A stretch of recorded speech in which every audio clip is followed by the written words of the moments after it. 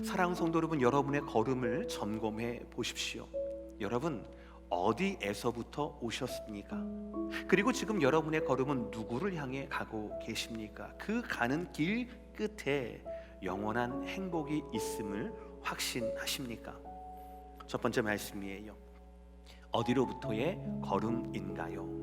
다윗과 이스라엘 전체에는 아주 흥겨운 큰 축제가 있었습니다. 그런 행사가 있었어요. 다윗은 모든 것을 다 이루었습니다. 뜻대로 되는 인생이었어요. 한 가지만, 하나님의 궤, 즉 언약궤만 자기가 있던 다윗성으로 오시기만 한다라면 모든 것이 만족하고 행복할 것 같았습니다.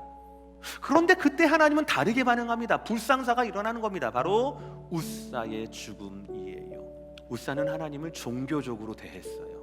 자신의 최선이 하나님께도 최선이다라고 생각을 하고 그렇게 밀어붙였어요. 그런데 이러한 생각은 웃사만입니까? 아니요, 다윗도 거기에 포함이 돼요. 사실을 알고 보면 웃사보다 다윗이 더 책임이 큽니다. 다윗의 명령으로 이 모든 것들이 이루어졌거든요. 언약궤 운반은 하나님의 말씀을 그는 반드시 살펴야 했습니다. 기억해내야 하는 거예요. 그러나 다윗은 묻지 않았습니다. 기억하지 못했어요. 무지했습니다. 그저 자기의 기분대로 음악을 준비했고요, 백성들이 원하니까 전쟁하듯이 3만 명을 동원시킨 거였어요. 다윗을 위한 일인지언정 하나님을 위한 일은 아니었다라는 것이에요. 여러분, 우리는 항상 인생길에서 뒤돌아봐야 합니다. 우리는 죄로부터, 하나님 은혜와 말씀의 망각으로부터 왔다라는 것을 여러분 항상 기억하셔야 한다라는 것입니다. 그래야 두 번째 은혜가 임합니다. 누구를 향한 걸음인가요? 다윗은 과거에 매이지 않아요. 왕이었지만 언약궤에 관한 모든 것을 연구했고 언약궤를 통한 하나님의 뜻을 확인했습니다.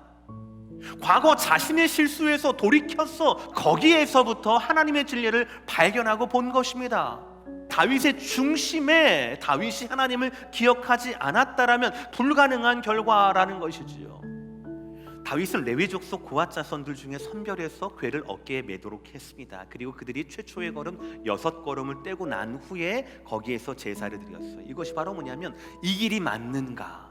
6걸음을 떼는데도 괜찮은 거예요. 죽지 않은 겁니다. 그러면 된 거예요. 그러면 내가 가는 이 길이 하나님 길이 맞는 거고요, 이 방향이 하나님이 기뻐하신 듯이 맞았던 겁니다. 이제는 다윗도 마음껏 기뻐해도 됩니다.